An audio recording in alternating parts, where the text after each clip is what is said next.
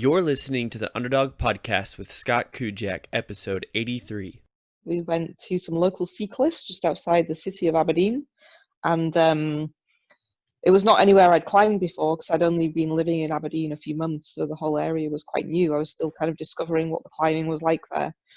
And yeah, I led the climb. With hindsight, which is always such a wonderful thing, I can see that I should have just come down. Like, it was too hard for me. It was quite an overhanging climb and my arms weren't strong enough. So I reached the point where I was underneath a small overhang and ran out of strength and shouted to my climbing partner, "I'm going to come off." So I very much knew that I was about to fall, but I couldn't really do anything about it. And I had a rope, but in Scotland, we don't have bolts in the rock. We kind of put the protection into the rock ourselves, and the last piece of protection I'd put in came out. So I took a big swing, and with the rope swing and the stretch, I hit the rocks below. So I was on sea cliffs, and I don't really remember much until 3 days later when I woke up in intensive care and was told I was paralyzed from the chest down, and there began the whole new chapter. This is the Underdog Podcast, and we bring you interviews from around the world of people including cancer survivors, war veterans, famous athletes, former drug addicts, entrepreneurs, amputees, and many more who became champions in the midst of life-altering adversity, providing you with an example on how to overcome your own challenges. This is your host, Scott Kujak, and I hope this episode ignites a fire inside of you to finish your underdog story. Thanks for joining me this week on Underdog Podcast. This week's guest, Karen, is a really special woman who has accomplished a lot throughout her life. She has traveled all over the world doing amazing athletic accomplishments. She has hand-cycled the terrain of the Himalayan Mountains. She has kayaked from Vancouver, Canada, up to Alaska. And she even won a silver medal and then later a gold medal at the Paralympics. She is a superwoman in disguise. You get to hear her story today. In the meantime, if you could please subscribe and leave a rating and review on any podcast platform that you listen to, it greatly helps promote this show and promote stories such as Karen's to other people who need to hear it the most. Then please follow us on social media. You can follow at underdog_podcast on Facebook or Instagram. Stick around to the end of the episode and get a glimpse into who's coming up next week. But until then, enjoy this episode with Karen. Welcome, everybody, to the Underdog Podcast. Today, I'm speaking with a guest who lives across the pond and lives over in Europe and has done miraculous feats, not only in Europe, but throughout the world on many different continents. I have Karen Darke on the line.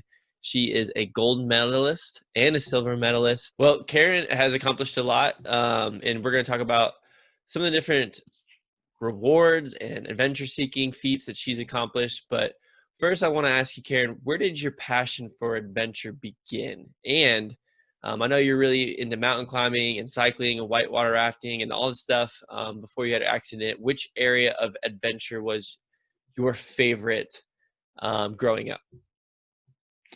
Yeah, to be honest, I wasn't into all of those things before my accident. My main thing when I was growing up was, so my parents, I guess, were quite adventurous in that they took us climbing mountains and just doing stuff when we were kids. We always spent 6 weeks every summer camping in France and just living on a low budget and doing things. They were both teachers, so we had long holidays. So we just used to live simply in a tent and do lots of things. So I guess I kind of grew up with that.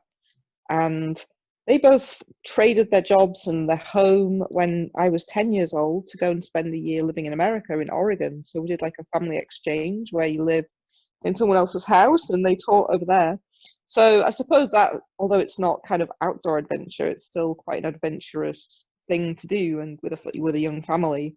So I suppose I grew up with it, really. But yeah, when I was a teenager, it was really rock climbing that was my sport, and just being in the mountains, whether that was running or used to do quite a bit of what we call fell running in England, sort of running in the hills, and rock climbing and maybe a bit of caving and orienteering, so navigating in kind of wild terrain with a compass. So yeah, they were my sports, and I hadn't really got into doing any kayaking or the other things until after my accident. Gotcha. Okay, cool. I didn't know that you lived in Oregon for a little bit. Oregon's a beautiful state right there in the Yeah, we Pacific lived Northwest. in Albany, and my mum worked in Oregon City. My dad worked in Albany, and in fact, I haven't been back there since until 2018. I cycled from Vancouver to Mexico down the Pacific coast, so we cycled the Oregon coastline. So that's the first time I've been back since I was 10 years old. Oh, that's really neat. And we're gonna talk about all those different treks that you've been on and through all the different continents and those accomplishments. In terms of rock climbing, you said that was your favorite, and I know when you had your accident, you were rock climbing.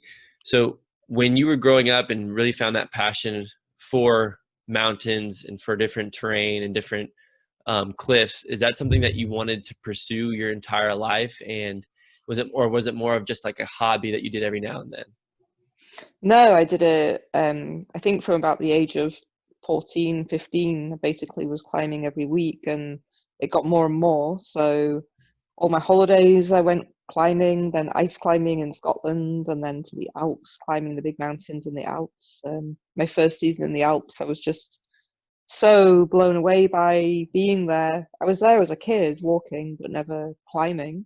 So yeah, we had all of our ropes and crampons and ice stuff. So we ended up climbing Mont Blanc and the Matterhorn in my first season, which was kind of interesting looking back because I realized there were people who had been their lifetime dream to climb these things. I was just so naive, but maybe a little bit too bold, really, to go and Yeah. just do those things. But anyway, yeah. So it was very much who I was shaping myself. I just loved it. I loved to be in the mountains. That's so neat and that you had that passion at such a young age.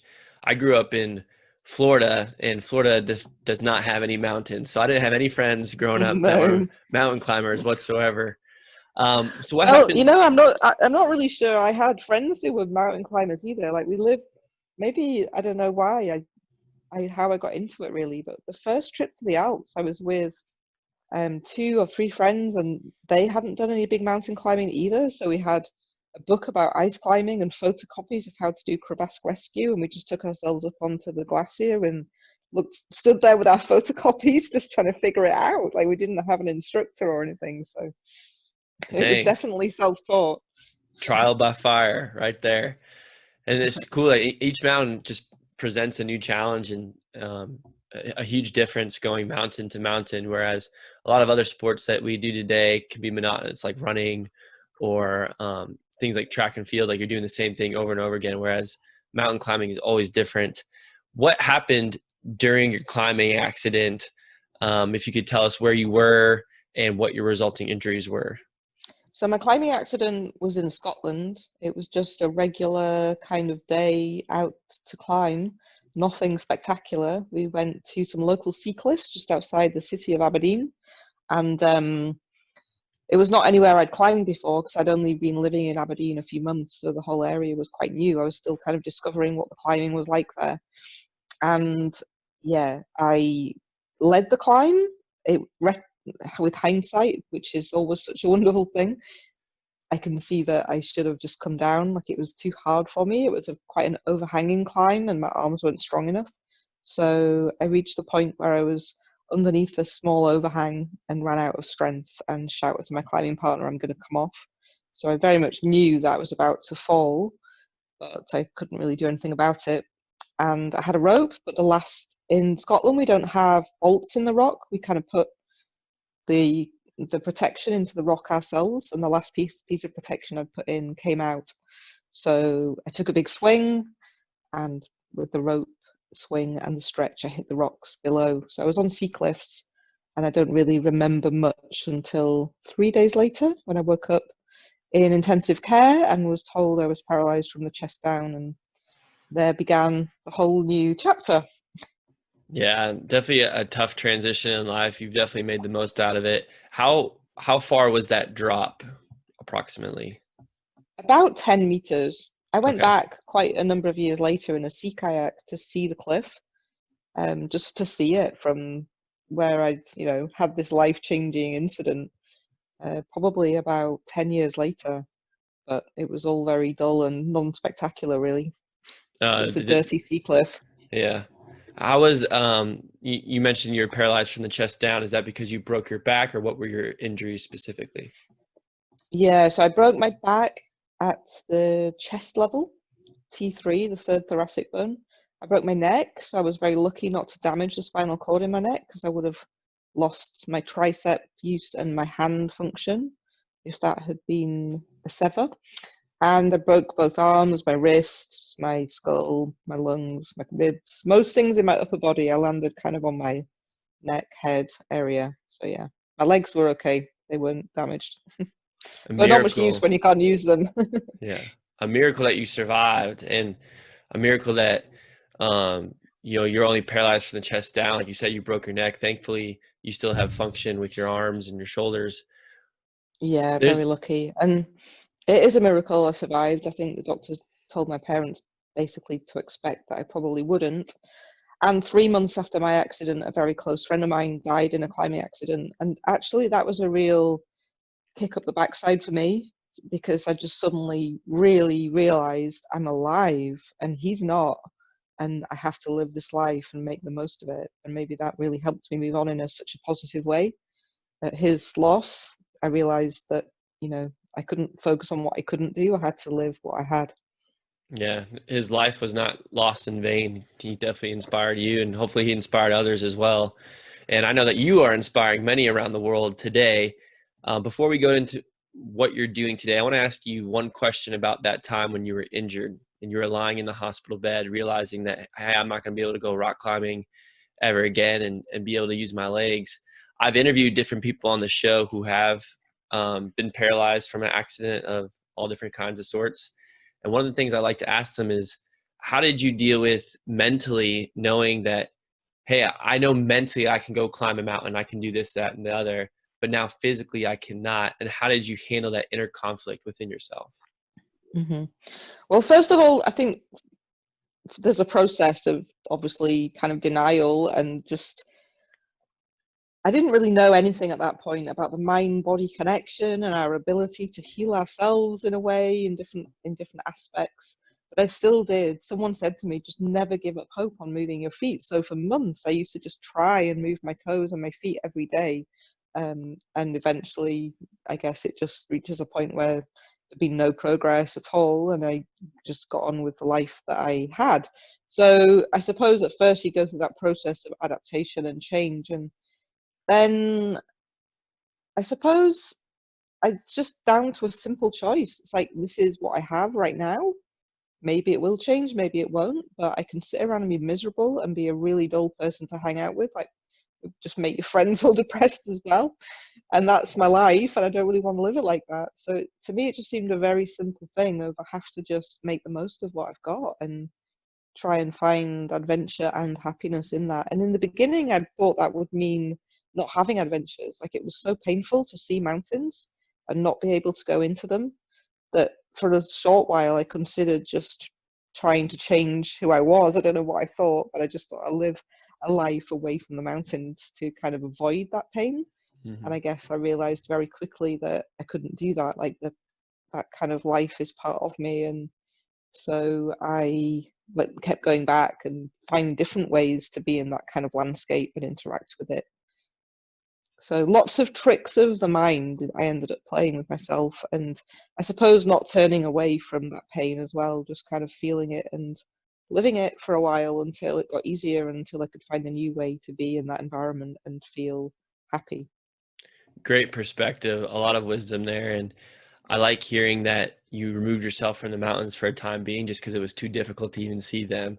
I think that shows a lot of strength on your end, because I think most people either would A, not return to the mountains ever again, or B, try to force themselves to like get over it by going to the mountains over and over again, trying to force themselves in the situation when probably wouldn't lead to the best outcome.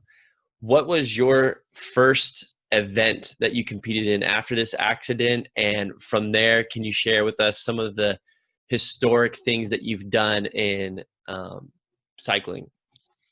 So I would need to delete the word compete, because although I have become an athlete and won medals, met the first 15 years, I guess, almost, of being paralyzed, I didn't really do any of that. I did a little bit of wheelchair racing, but it really, in a way, I like doing some marathons, but in a way it bored me because I didn't want to spend my time traveling to cities and being in cities or running around a running track. Like, to me, a running track's not a very inspiring place compared to the mountains. So my heart was always in adventure, and my first big journey that I think was kind of like a rite of passage, if you like, was to cycle across the Himalayas from Central Asia, Kazakhstan, across to China and then Pakistan. So basically traversing the Karakoram Mountains by on a tandem hand bike. So you pedal it with your legs on the back and your arms on the front. And we just traveled independently, myself and a couple of friends. One of them towed a trailer with the frame of my wheelchair on it, and the wheels of my wheelchair were on the back of our tandem. And we just camped in the wilderness and just carried everything we needed to survive for 6 weeks through the middle of just, wildest Kyrgyzstan and That is China and crazy. Pakistan. And that was 3 or 4 years after my accident. And I guess that was like the life changer, if you know what I mean, to be Hmm. there in that environment, looking up at K2 and all these incredible, famous, big mountains, and realizing that I was in them and camping in them and living and breathing them. So, yeah. Did you have a guide for that tour, for that trip? No, no, no. We just organized it all ourselves and flew to Kazakhstan and then just set off on the bike from the airport, and that was that. We just did it ourselves, totally DIY. No support vehicle, no guide, no nothing. Just, and it was the first year that the border between what was kind of the old Russian states and China had ever been open. So it was really complicated to cross that border. We had to do a lot of advanced stuff. You had to be there at an exact time on an exact day so that the Chinese authorities could kind of invite you into the country. It was really complicated, but very cool. Wow. Dang, I can only imagine the memories that you have from those 6 weeks with your friends and seeing those tall mountains and camping out in the wilderness and just leaning on survival those 6 weeks. That is an incredible story. And not only have you done that through Asia, but you've done it in other continents as well. Can you share maybe one of your other favorite ones on one of the continents that you've done? Yeah, so over the next kind of 10 years or so, I was working, but I was really fortunate to have a big employer who kept giving me time off with unpaid leave to go and have my adventures. So spent 3 months paddling by sea kayak from Vancouver to Alaska, which was massive because I had to leave the wheelchair behind for that time. Basically, just post it up the coast and maybe see it about once a month. And we were just Wow. sleeping on the beaches, like landing in the sea kayaks and sleeping on the beaches. That was a crazy trip, really, looking back. So, yeah, crossing Greenland in a sit-ski, that was also a massive, massive project in terms of getting out of my comfort zone. When you're paralyzed, you can't regulate your body temperature. So, below my chest, I can get cold really easily, frostbite, hypothermia, whatever. And also, just one of the biggest challenges to anyone with paralysis is toileting issues. So, without Mhm. going into detail, but it is a massive thing that puts people off. Skincare and toileting issues. It's really easy to get pressure sores, or also it can take us an hour or more to go to the toilet, and it's not that easy. And when you're out in the wilderness, it's clearly not so easy to squat and hover somewhere in a woodland. So there's loads of aspects like that that became really especially complicated in Greenland, in those cold temperatures and things. So, yeah, that took a couple of years of planning. What did you do Um, to regulate your body heat? so I basically discovered that if I don't get cold, if I don't allow myself to get cold in the first place, it's okay. It's once I get cold, it takes a really, really long time to warm up again. So in Greenland, it was really about never allowing the body I can't feel to get cold. So just lots of special equipment I had designed, like special sleeping bags for my legs with a zip on the front, and just a whole clothing layering system and little heat things inside my feet, inside my socks. In the end, it was funny because the rest of the team was so worried about me getting frostbite in my feet that they kept checking them. And then they realized that my feet were always so warm that they kept putting their hands in to warm their hands up again. So my feet and my legs came kind of like team heater.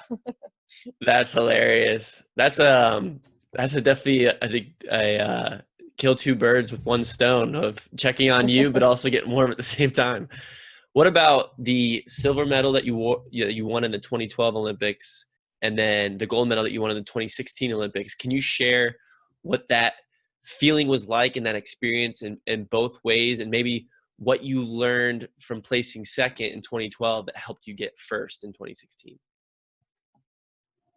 In 2008, hand cycling was included for the first time in the Paralympic Games in Beijing. Okay. And suddenly I thought, the next Paralympics is in London, like in my own country. And for the first time ever, there's a sport that I'm actually interested in doing. So I rode my bike every day, but I never raced. So I decided I would try and train to race. But any races I had done, or I entered a few races in 2008, 2009, and I would basically be last in them. There was no, sometimes it wasn't even a finish line anymore. Like the organizers had gone home and all the drink stations had packed up. Or, Oh no. and the first kind of proper Paralympic sort of race that I did, I was also like last or nearly last. So part of me just thought, what am I thinking? I thought I was good at this because I ride my bike every day, but I've obviously underestimated actually that it's a different game in the Paralympics. Like it is a really high standard. I'm just a recreational cyclist who's fit but not race fit.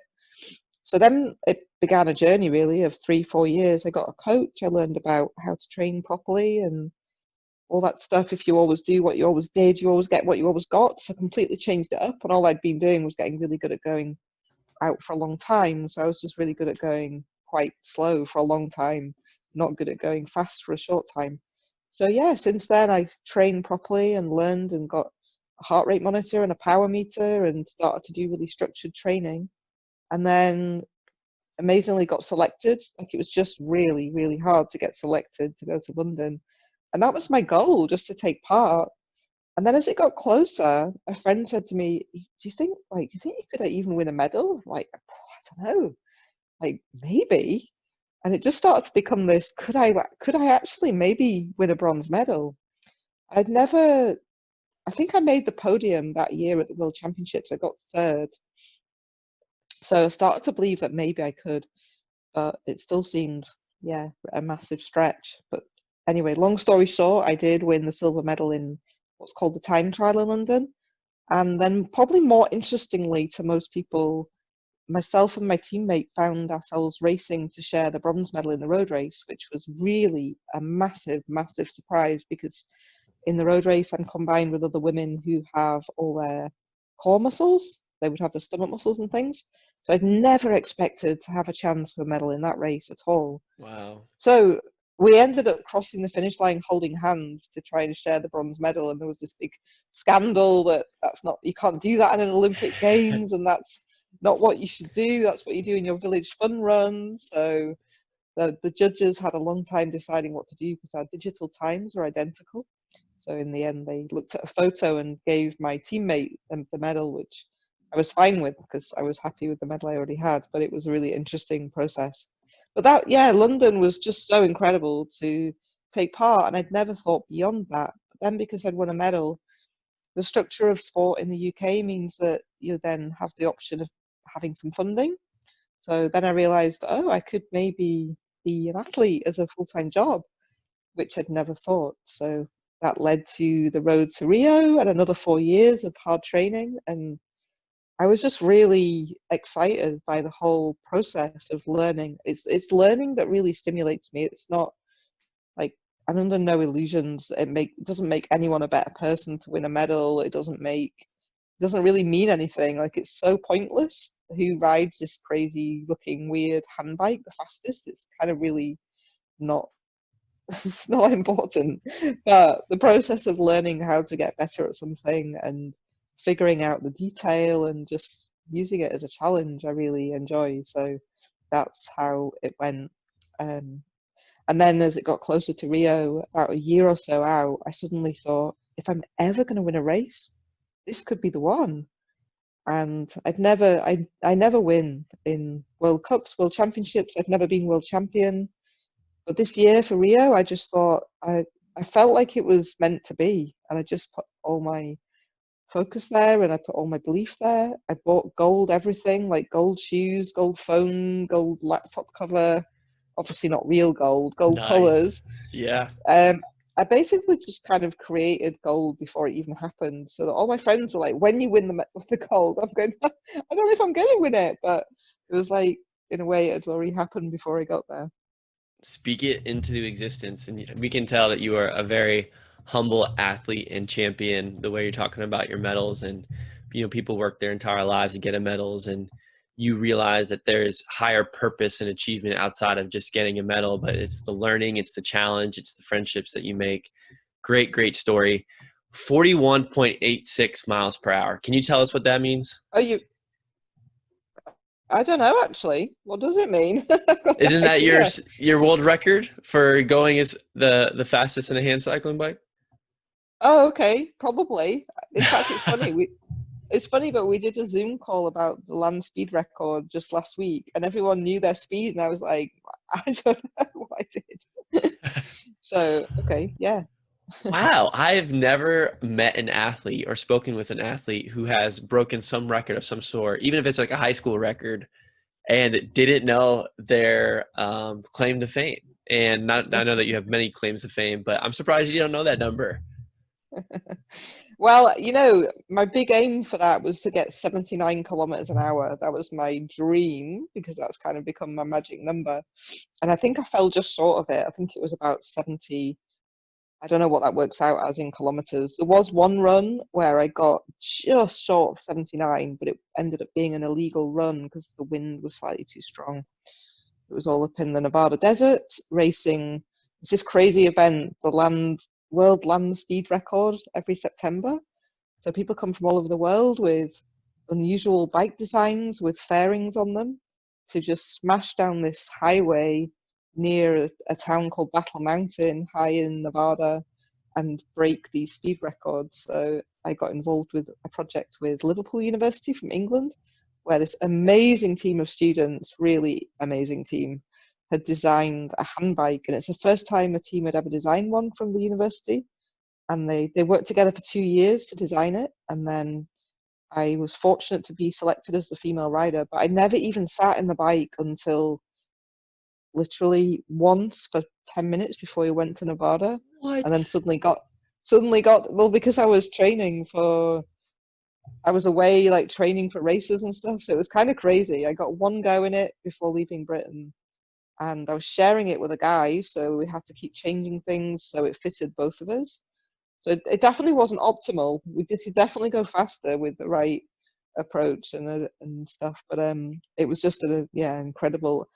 Possibly one of the scariest experiences of my life, because you're in this really tight kind of capsule, completely locked in and strapped in with the lid on, and all you can see, the only way you can see the road ahead to make the bike go as fast as possible, there's no window. So you've got like a phone screen connected to a periscope camera that just sticks a tiny camera hole in the top of the bike lid somewhere. And all you can see is like an image of the road in front of you, and you're going along at, Oh 70, 80 man, kilometers an hour. that's It's wild. terrifying. I was the first few times I was absolutely.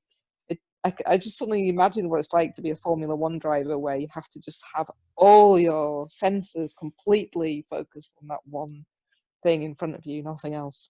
And when you cycle, are you cycling next to people? Are you cycling next to people? Or are you just by yourself trying to break the record, and then somebody else lines up and goes? Yeah, so the road is closed for 20 minutes in the morning. I can't remember now how long, but it's closed for a short time in the morning and a short time in the evening. And so people set off at, I think, every couple of minutes. So you have your Okay. time slot. It's very strict, because if you're too early or late, you risk the other rider getting too close to you. The handbike we were always last in the run because we're slower than the leg bikes, so we couldn't risk getting caught up, and that'd be dangerous. And then you have the whole road just to smash down it. Yeah. That's wild. I'm sure glad that you weren't, like in a Formula One or a NASCAR race, those cars are right next to each other. I'm glad that those bikes weren't right next to you, because that'd be terrifying if you don't have a window to see out of. You're just using a camera. Well, So no, and what was interesting for us is we have three wheels, so it's slightly more stable, but the leg bikes are two wheels, so they have more chance of getting knocked off by the wind, or when they come to stop, obviously we don't fall over when we stop because we've got three wheels, but the two-wheeler bikes that are breaking the records, they come flying in at, you know, really, really fast, and then they have to try and stop and get caught by a team. So quite often they just roll off into the desert because the team misses them and they kind of just crash land. oh jeez. Well, I'm sure glad that people out there are brave enough to do that because I don't know if I could just crash land and hoping that I'm breaking a world record. That's wild. You mentioned the number 79, and I know that's a very important number to you. Can you explain to us Quest 79 and the meaning of find your own or find your inner gold? I'll try and do it as quickly as I can. Okay. So I won the 79th medal for Britain in Rio. And when I saw that had happened, I thought that's really weird because there'd been a kind of joke about the number 79 with me all summer, which was to do with a hot drink cafe, and I always asked my drinks extra hot, and they said, don't ask for extra hot, just say 79 degrees because that's as hot as we can make them. So you can imagine all my teammates were just like, you're such a diva, we can't believe you're asking for your drinks at 79 degrees. It became this joke. And then I won the 79th medal, and I was like, that's weird. And then all these things just kept happening with number 79. I'm like, that's really odd. And I'd always wanted to cycle around the world. I suppose after the gold, I thought maybe I'll retire. I don't know what I'll do. And I had this idea that I wanted to cycle around the world, but not without meaning, and also not just to sign out of my life for 4 years or whatever. So I decided to take a long journey on each continent, following a river, following water, so following an ocean or the river or some connection with water, and to raise £79,000 for a Spinal Injuries Association charity in Britain. And yeah, so that kind of began, and also to encourage other people to do something for themselves which they wouldn't normally do, like to get out of their comfort zone and just do something unusual. And in this process, even though I used to be a geologist studying gold, I'd forgotten that 79 is the atomic number of gold. Do you remember in the school Dang. chemistry periodic table? I was like, that is really weird as well. And anyway, I've since discovered that 79 degrees latitude and longitude is in Antarctica and very skiable too. So the last journey remains. We've traveled a journey on each continent. Each of those journeys has been totally kind of independent, no guides. And the people that have come with me have been just random, different friends, sometimes strangers, who have wanted or been able to take time out to do that journey. And they've always been on a big journey themselves, I guess, within themselves as well, often, because whenever we do something that's a big adventure that puts us out of our comfort zone, we're usually on a big internal journey as well. And I've definitely discovered something special on each of those journeys, like an inner quality that's really come strong in it. So, um, you know, following the Australia journey was following the longest river in Australia, and at the end, I really had never experienced feelings of gratitude as strongly as I did on that. It was really just this incredible experience of being grateful for what we have in our lives. And it's hard to describe. It sounds, it was a personal experience, but it's also led me to write about that and encourage other people to notice what they're grateful for in their lives. And other journeys have given me different things. The American journey was very much about acknowledging freedom and what gives us freedom and what keeps us constrained. And the two companions I was with on that trip had their own challenges, I guess. It's kind of maybe addictions. One of them was an alcoholic, and yeah, kind of people working through their processes with that. So each journey has brought out one of these special kind of inner gold qualities.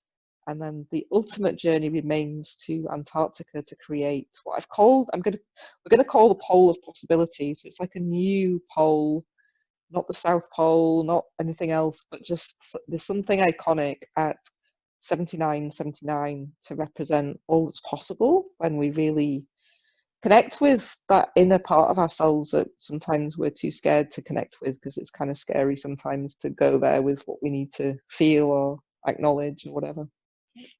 So much significance and meaning behind the number 79 for you. That is definitely not a coincidence. And I think what you're seeking and setting out to do is remarkable. Good luck in Antarctica. I know that's not going to be um, necessarily the most comfortable ride you've ever done in your life, but it sure will be fun. And who knows what you'll find out there, and the things that you'll learn about yourself and your teammates once you're out there. Karen, we'll move to the last three questions I ask every single guest. We'll bang these out real quick, and then we'll wrap it up. So number one is, what is your favorite quote? Oh, I have quite a few favorite quotes. One of my favorites is, if you think you can or if you think you can't, you're right. That's And true. one of my other favorites is, if your face is swollen from the severe beatings of life, smile and pretend to be a fat man.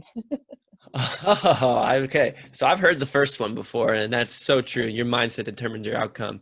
But number two, that second quote, I have not heard that one before, so I might steal that, use it over here in Well, Texas. it's kind of interesting. Like, in a way, it's sort of saying fake it till you make it, which I don't always think is right, because we have to feel what we need to feel sometimes and acknowledge that. But I also think there's a place for just getting on with it and, just doing your best and cracking through, even though you're feeling scared or doubtful or sad or whatever else. I agree wholeheartedly. Number two is, how has being an underdog in your story shaped you into the person that you are today? I don't know if yeah, who knows? Like, I believe that the difficult stuff of life is an opportunity to really grow and transform. And we can sit around and feel sorry for ourselves with the the shit that happens to us. I don't know if I'm allowed to say that word. We Oh, can you're sit around good. and feel sorry, but ultimately we're not going to lead much of a life if we do that for ourselves or for anybody else. So yeah, I think there's a lot of opportunity for transformation when things get traumatic and tough, and that's where we grow and learn. So I guess although I'd never choose to be paralyzed or wish it for anybody, I'm also really grateful in so many ways for what it's given me and the very unique life it's enabled me to experience and lead. Number three, how do you define success, and why do you consider yourself successful? Good questions. Um, oh, really good questions. What is success? I guess for me, people say, what legacy do you want to leave and stuff. Sometimes that feels very grandiose that any of us really have to get on a horse about what legacy we want to leave. But I do think each of us does have something, kind of a purpose in this life. And for me, what success is, if we've lived a life where we have been able to live a life that we're passionate about. And I believe if we're doing that, then we always make a difference for other people. And so for me, that's my definition of success. If something I've done by living the very fortunate life I've got to do all these adventures and live with all this stuff that I absolutely love to do, and if that's had a positive impact on even one or two people, then that's like very successful. I agree. And you are inspiring many people, not only in England and Europe, but across the world. And thank you for being someone that we can look to in a time of tragedy, how you take that tragedy and turn it into something so much more positive than you could ever think of. Karen, how can my viewers and listeners connect with you? What are your public social media handles or your website that you can share with us? Yeah, the easiest way is probably via my website, where emails come to me as well. So it's karendarke.com, Darke, Karen, Karen. Yeah, so just www.karendarke.com, and on the contact page, people can sign up there to receive some of my blogs, and I quite regularly blog post and create kind of just audio versions of those and send out newsletters. So that's a great way to connect with me. I am on Instagram. I'm at handbikedark, Twitter at kdark. But yeah, I'm out there around. I'm not great on social media, but website stuff, I'm on it, and the CC emails. So yeah. Well, I will put all that information you just shared in the show notes. So anyone that's listening right now, click the link below. You can connect with Karen and make sure you stay up to date with her upcoming adventure in Antarctica. We wish you the best, and thank you for jumping on Underdog. Thank you so much, Scott. Thank you. It's my pleasure. Thank you for sticking with us until the end of the episode. Karen is a remarkable woman, and I hope that this gave you encouragement to carry out your own goals and find success in everything that you have planned this week. Coming up next week, we'll feature a story with a blind musician who became a master of his craft. He has won Grammy after Grammy and has won Instrumentalist of the Year many, many years over the past couple decades. I promise you, you're not going to want to miss that story, and it'll be just as good as Karen's. Please help us promote Underdog Podcast by sharing links on social media with your family and friends, whether it's Facebook, Instagram, Twitter. It all helps. You can find all of our links online at scottkujak.com. So please check it out. Check out other guests we've had on the show, and let us know how we're doing. Let us know what underdog story has really spoken to you, or if there's somebody that you would like for me to bring on the show, let me know so I can reach out to them. Until next week, unleash your own underdog spirit and find the will to never give up.